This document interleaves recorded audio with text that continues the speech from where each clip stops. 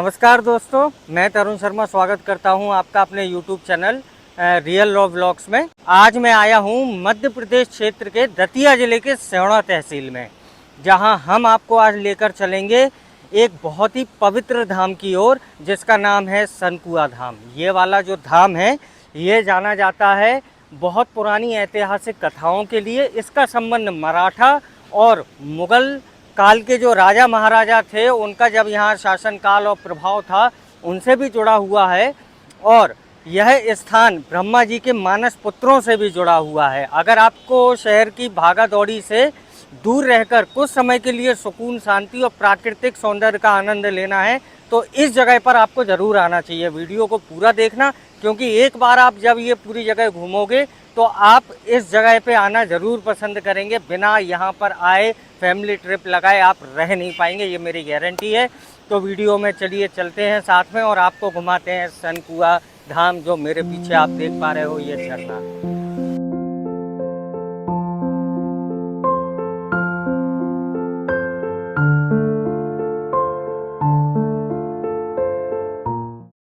तो यहाँ इस क्षेत्र में घुमाने से पहले मैं चाह रहा था कि एक बार आप यहाँ का जो सनकुआ के आसपास का थोड़ा सा व्यू है वो आप एक बार देख लें।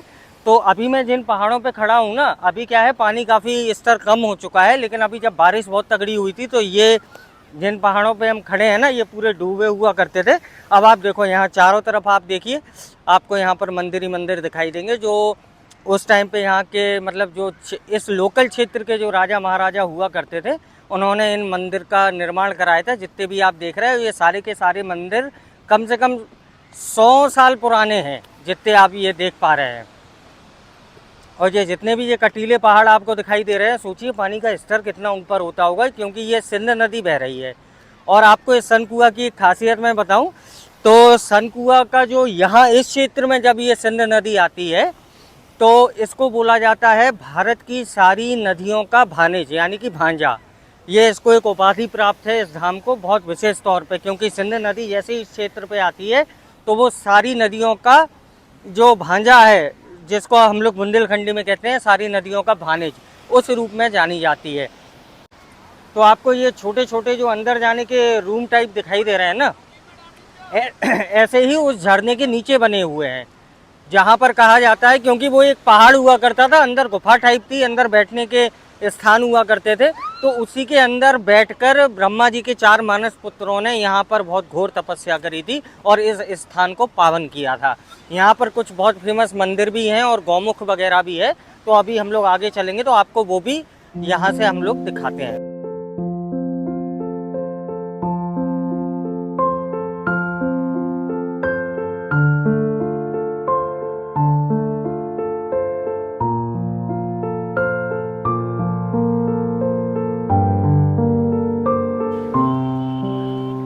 अब यहाँ आपको इसलिए लेके आए हैं क्योंकि यहाँ से जो मेन झरना है ना, जो मैं आपको अभी बता रहा था कि ब्रह्मा जी के 4 मानस पुत्रों ने तपस्या करी, यहाँ से बहुत पास और बहुत अच्छे से दिखाई देगा आपको। ये सीढ़ियों से आओ, सीढ़ियों से चलते हैं, धीरे धीरे है ना, देख के।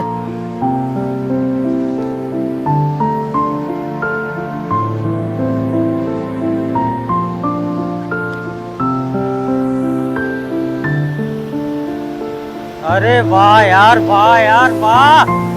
देखो यार, अब ये जो आपको दिख रहा है इसके अंदर भी गुफा है, जो अंदर गुफा टाइप है, इसके अंदर बैठ के तपस्या करी थी ब्रह्मा जी के 4 मानस पुत्रों ने, जहाँ से आज झरना बहता देख रहे हैं आप। देखो तो यार दूधिया दिख रहा पूरा भाई, कितना तेज पानी है, गजब यार है। यहाँ पर बोटिंग की भी सुविधा है और 30 या 50 रुपए लगते हैं पर हेड। तो यहाँ से आपको वो पूरा वहाँ का झरना उधर से निकलता हुआ और पूरा आपका जो मेन झरना हम उधर दिखा रहे थे जो बह रहा है वहाँ तक ले जाते हैं और राउंड लगा के पूरा फिर यहाँ पर एंड कर दिया जाता है। अब आपको थोड़ा नीचे की ओर लाया हूँ मैं झरने के पास में, क्योंकि आपको ये दिखाने थे। ये अंदर के आप जो पार्ट देख पा रहे हैं ना, ये देखिए इस टाइप के कुछ बने हुआ करते थे। यहाँ पर एक मंदिर भी स्थापित है। तो यहाँ पर बैठकर जो ऋषि मुनि थे पुराने टाइम पे, मैं बात कर रहा हूँ हजारों साल पुरानी, ये देखिए शिवलिंग है, यहाँ पर नंदी जी गणेश जी की मूर्तियाँ भी रखी हैं। तो इस टाइप के कुछ रूम हुआ करते थे उस टाइम पर, जो आपको मैं दिखा रहा हूँ। जो मेन ये देखिए झरना बह रहा है, ऐसे ही मैंने आपको झरना दिखाया था, उस साइड जो बह रहा था वो देखिए वो बह रहा है। तो वहाँ पर भी कुछ इसी टाइप के छोटे छोटे रूम हैं जिनके ऊपर से झरना बह रहा है। वो देखिए सामने वो है गौमुख मंदिर। यहाँ पर मतलब एक गाय का मुख बना हुआ है, उसमें से लगातार उनके मुख से पानी निकलता है जो शिव जी का अभिषेक करता है। तो अभी वहीं चलेंगे, आपको वहीं दर्शन कराते हैं उस गौमुख मंदिर के। ब्रह्मा जी के 4 मानस पुत्रों को जब बहुत प्यास लगी थी तो उन चारों भाइयों ने यहाँ पर 4 बहुत गहरे गहरे कुएं खोदे थे, फिर भी यहाँ पानी नहीं निकला था क्योंकि इस क्षेत्र में नदी बहती नहीं थी। तब उन्होंने अपनी तपस्या के बल पे और यज्ञ करके उस जो नदी का बहाव है वो इस क्षेत्र की ओर मोड़ा था, तो जिससे वो चारों कुएं भी भर गए थे। और यहाँ पर फिर यह आप जो अभी सामने प्रेजेंट में जो सिंध नदी देख रहे हो वो इस क्षेत्र से भी बहना स्टार्ट हो गई थी। तो अब वो मंदिर है, जब यहाँ पर बहुत बाढ़ आई थी तो ये मंदिर पूरा ढह चुका था, दोबारा इसका निर्माण हो रहा है। आप देखिए ये पूरा गिर गया था, पानी इतने ऊपर तक आया था सिंध नदी का। चल पुराने पुल से ही जाना पड़ेगा अभी तो फ़िलहाल, क्योंकि अब हम लोग उस साइड जा रहे हैं जहाँ आपको दर्शन कराएंगे गौमुख मंदिर के। ठीक है, और ये देखिए अभी नए पुल का यहाँ पर निर्माण हो रहा है, और ये बहुत पुराना पुल है और बहुत सकरा है। देख रहे हैं, मतलब इसकी चौड़ाई कम है, यहीं से गाड़ियों का आना जाना दोनों साइड से होता है और बहुत संभल के गाड़ी चलाना पड़ती है जब भीड़ भाड़ बहुत होती है।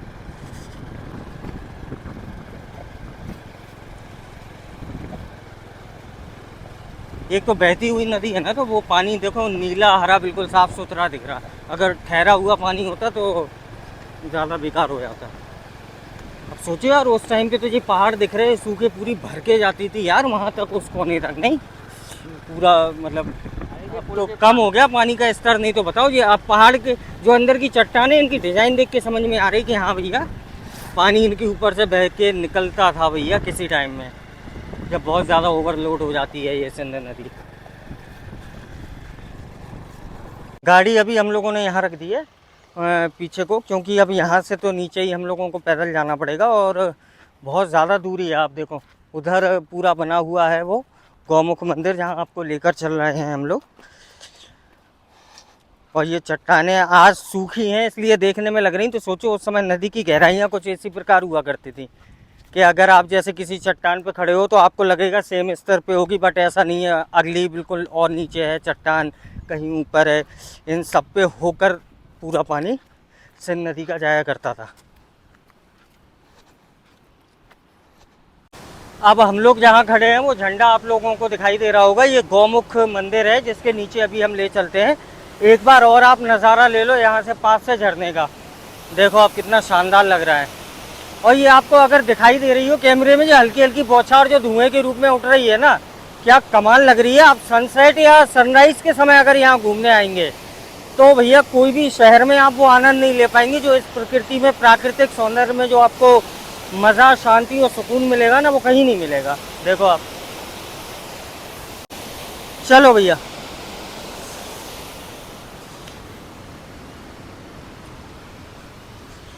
यहाँ पे देखो, एक तो लोगों में ये बड़ी समस्या है कि नदी कोई भी हो, आप देखो गंदगी कितनी फैला देते भाई। मतलब वो जहाँ बहाव है वहाँ तो आराम से साफ़ हो जाता है, लेकिन साइड के हिस्से में अगर बहाव तेज़ नहीं होता है तो देखो आप कितनी गंदगी जमा हो जाती है। ये लोगों को थोड़ा सोचना चाहिए, यहाँ गंदगी वगैरह का थोड़ा ख्याल रखना चाहिए।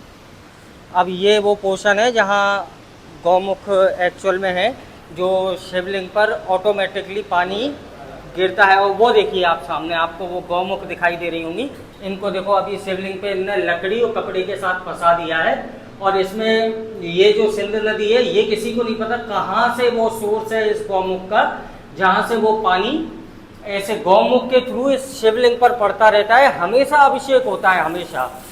हाँ ये देखो, अरे बहाव बहुत तेज है, वो ये इस टाइप से कुछ पानी गिरता है। ये देखो आप, शिव जी का अभिषेक इस तरीके से होता है भैया। यहाँ गौमुख हमेशा पानी आता रहता है। लगा देना फिर से, अब लग जाएगी, निकलेगा तो नहीं। हाँ ये देखो उन्होंने लगा दिया है।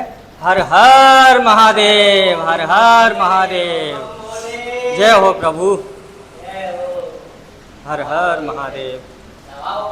मतलब देखो तो आप कितनी नेचुरल चीज़ है। अभी अपन जहाँ से घूम के आए वहाँ पता नहीं है कि गौमुख का सोर्स कहाँ है, कि कोई नाली बनी होती कि ज़मीन के कितने नीचे से आ रहा। लेकिन और हाँ, आपको एक और चीज़ बताना चाहूँगा मैं हिस्ट्री से जुड़ी। यही वो गौमुख है जहाँ पर कहा जाता था, जैसे ये शिवलिंग बहुत पुराना है, 100 साल से ज़्यादा पुराना हो चुका है, लेकिन ये गौमुख है जो आपने दतिया में जब आप जाते होगे उन्नाव बालाजी की ओर तो आपने देखा होगा। खैरी माता का मंदिर जो यहाँ से जब आप उन्नाव बालाजी की ओर जाएंगे तो आपको बीच में पड़ता है दतिया से। पे जो मूर्ति है कहा जाता है इसी गौमुख के द्वारा वो मूर्ति प्रकट हुई थी। पता नहीं उस सोर्स के थ्रू कैसे वो आई थी छोटे रूप में, और इस गौमुख से वो निकली थी। यार ऐसा ना हो कि फिर बंद ना हो।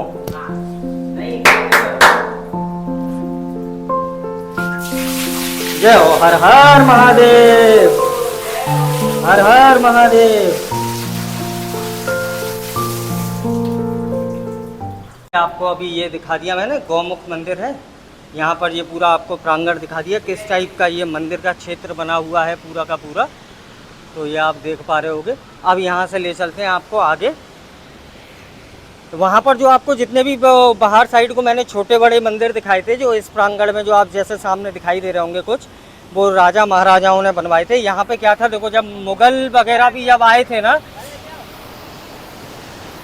जब मुगल वगैरह भी आए थे तो मुगल वगैरह के आने पे क्या हुआ था कि उन्होंने बदलाव तो किए थे इस पूरे क्षेत्र में बहुत कुछ, बट यहाँ की आस्था को ध्यान में रखते हुए उन्होंने ज़्यादा छेड़खानी नहीं करी थी। ऐसे ही जब मराठा लोग भी यहाँ पर आए तो उन्होंने भी यहाँ की आस्था को ज़्यादा बिगाड़ा नहीं, उसकी मतलब एक तरीके से आप कह सकते हो सेफ्टी और हिफाजत करी है इस पूरे के पूरे क्षेत्र की।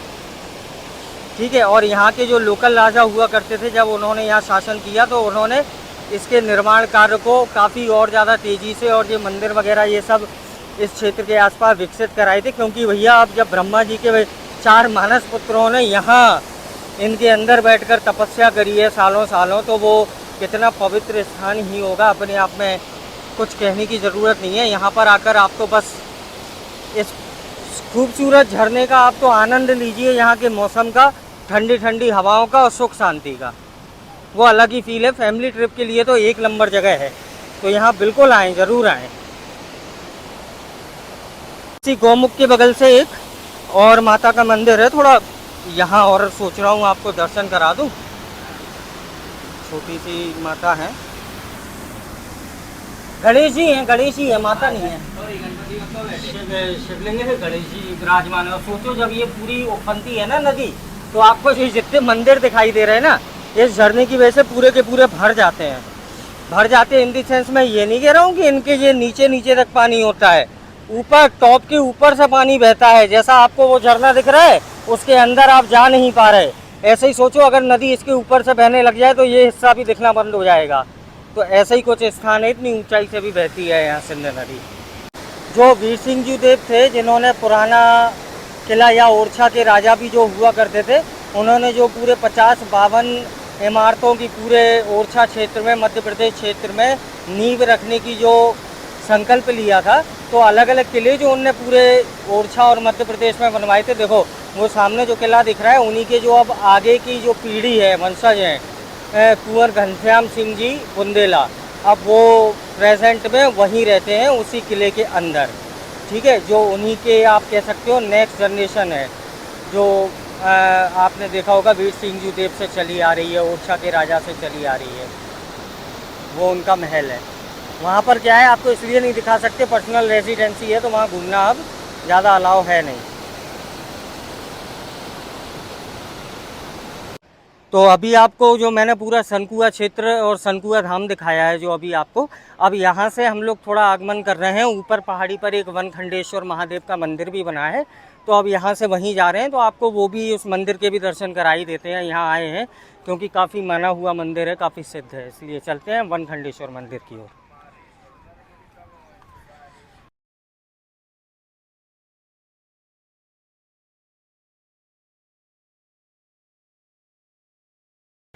ये देखिए बगल में पास में पेट्रोल पंप बना हुआ है, और पेट्रोल पंप के पास से ये रोड जाती है ऊपर सीधा वनखंडेश्वर महादेव के लिए, अगर आप बाइक से जाना चाहते हैं। अगर बाइक वगैरह नहीं है, आपको पैदल भी जाना है, तो वहाँ स्टार्टिंग में ही आप थोड़ा सा ऊपर आएंगे तो वहाँ जीने बने हुए हैं, वहाँ से जा सकते हैं। बट ये बाइक के थ्रू जाने का रास्ता है, पूरा मंदिर के ऊपर वाले प्रांगण तक पहुंचता है। पूरा देख लो, कुछ है ही नहीं यहाँ, झाड़ियाँ जंगल और कुछ ज़्यादा देखने को नहीं मिल रहा, ना ज़्यादा लोग बाग। चलो भैया, फाइनली हम लोग पीछे वाले रास्ते से मंदिर के यहाँ तक आ गए हैं। यहाँ पर अपनी बाइक खड़ी कर देंगे, ये छोटा सा गेट है, अब यहाँ से एंट्री लेंगे मंदिर में अंदर की ओर, ठीक है। तो यहाँ हम लोगों ने अभी बाइक खड़ी कर दी है। ये पीछे का आप लोग गेट देख पा रहे होगे, मंदिर में अंदर जाने के लिए यहीं से जाना है। बट अभी अंदर जाने से पहले एक बार आपको यहाँ का एक एरियल व्यू दिखा दूँ मैं। पूरा सेवना दिखाई देगा, सिंध नदी दिखाई देगी, क्योंकि काफ़ी ऊंचाई पे है ये। तो यहाँ से आपको जो नज़ारा देखने को मिलेगा ना, वो कमाल का ही है। वहाँ आपको जो पत्थर दिखाए थे मैंने, वो सूखे पड़े थे, जो जहाँ सिंध नदी का बहाव अभी कम हो गया है, स्तर थोड़ा पानी का नीचे चला गया है, तो ज़्यादा था नहीं। बट आप अब यहाँ से देखना, तो यहाँ भी आपको बहुत बड़ा रेतीला पूरा मैदान दिखाई देगा, जहाँ से नदी बहा करती थी। अब पानी का स्तर कम हो गया तो आपको इतनी दिखाई नहीं देगी। देखिए आप, वो देखिए आप सामने वो मैदान दिखाई दे रहा, पूरी उस पर ये सिंध नदी बहा करती थी। और पूरा आप एरिया यहाँ से देख सकते हो, पूरा जंगल ही जंगल बना हुआ है। अभी मंदिर में बाहर की ओर हम लोग जा रहे हैं। यहाँ देखो कुछ अलग अलग टाइप के आपको दिखाई देंगे। मंदिर के बाहर वाले ही क्षेत्र में बता रहे हैं, ये देखो अच्छे अच्छे फूल वगैरह और ये यहाँ पर लगाए गए हैं प्रॉपर तरीके से। अभी इनकी क्या है, देख रेख बाकायदा की जाती है बहुत अच्छे से, तभी ये आपको जो उगते हुए यहाँ दिखाई दे रहे हैं, क्योंकि मंदिर के जस्ट बाहर का ही पोर्शन है ना। चलिए मंदिर में अंदर एंटर करते हैं। ये यज्ञशाला है, आप सामने देख पा रहे होगे, और भगवान की मूर्ति भी स्थापित है। और यहाँ पर इसको ये पूरा हवन कुंड टाइप बना हुआ है, यहाँ हवन चलता है चाची? उतारने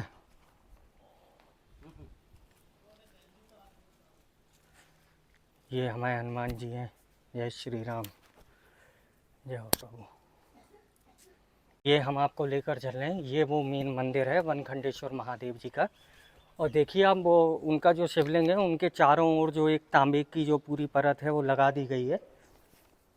हर हर महादेव, ये जय हो प्रभु, हर हर महादेव। इस मंदिर की सबसे रहस्यमय बात यह है कि जब भी इस मंदिर को सुबह 4 बजे के आसपास खोला जाता है, तो यहाँ पर इस शिवलिंग पर अपने आप ही अभिषेक हुआ मिलता है। इस चीज़ का राज आज तक कोई पता नहीं कर पाया कि कौन वो शख्स है या कौन वो ऋषि मुनि है जो यहाँ हर सुबह आकर इस शिवलिंग पर अभिषेक कर जाते हैं, और किसी को आज तक नहीं दिखे। जब भी सुबह ये मंदिर खुलेगा तो आपको पहले से ही इस पर मतलब अभिषेक हुआ मिलेगा शिवलिंग पर। मंदिर के ऊपर है वनखंडेश्वर में, देखिए ये वहाँ से अभी हम लोग आए हैं, और ये पूरा रास्ता बना हुआ है। इस समय हैंडपम्प भी यहीं पीने की व्यवस्था है। देखिए एक और शिवलिंग वहाँ पर रखा हुआ है। बहुत प्राचीन मंदिर है और माना हुआ और सिद्ध स्थान है ये। फेस्टिवल्स वगैरह पे बहुत सारे लोग यहाँ पर दर्शन वगैरह के लिए आते हैं। चलिए यहाँ से अब चलते हैं आगे। हर हर महादेव, हर हर महादेव।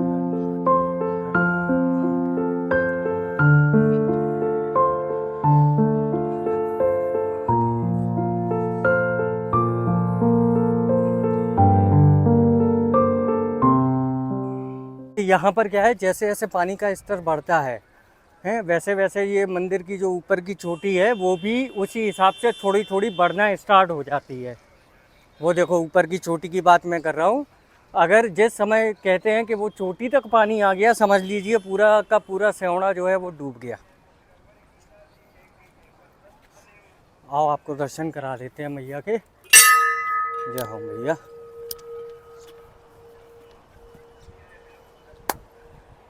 हर हर महादेव। और यहाँ पर जो मतलब दुर्गा मैया हैं, काली मैया, वो देखिए सिंदूर लगा के पूरी स्थापित हैं जो बनी हुई हैं। और नीचे वहाँ महादेव हमारे शिव जी विराजमान हैं। यहाँ से कर लो दर्शन, सामने से हैं, यहाँ से स्पष्ट दिखाई दे रही हैं।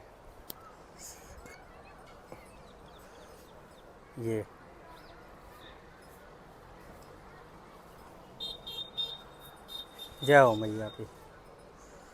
तो अभी हम लोगों ने आपको देखो वहाँ सनकुआ भी घुमा दिया, और ये सबसे प्राचीन मंदिर जो उस समय सनकुआ जब बना था उस समय यहाँ, अब तो काफ़ी विकास हो गया मंदिर का, तो यहाँ पर जो शिवलिंग उत्पन्न हुआ था तो वो वनखंडेश्वर महादेव के भी आपको दर्शन करा दिए। और जब भी आपका सिहोड़ा कभी आना हुआ इस क्षेत्र में, अगर आपने ये सनकुआ और यहाँ वनखंडेश्वर महादेव के दर्शन नहीं करे तो आप बहुत समझ लीजिए सुकून शांति जो नेचुरल ब्यूटी को देखकर मिलती है ना, वो आप मिस कर जाओगे। तो कभी भी अपनी फैमिली के साथ आना हुआ या दोस्तों के साथ आना हुआ तो इन दो स्थानों पर तो आपको 110% आना चाहिए। ठीक है, तो अब मैं इस वीडियो को यहीं समाप्त करता हूँ और मिलते हैं आपसे एक और नई शानदार वीडियो में। तब तक अपना ध्यान रखिए, मस्त रहिए, खुश रहिए। हर हर महादेव।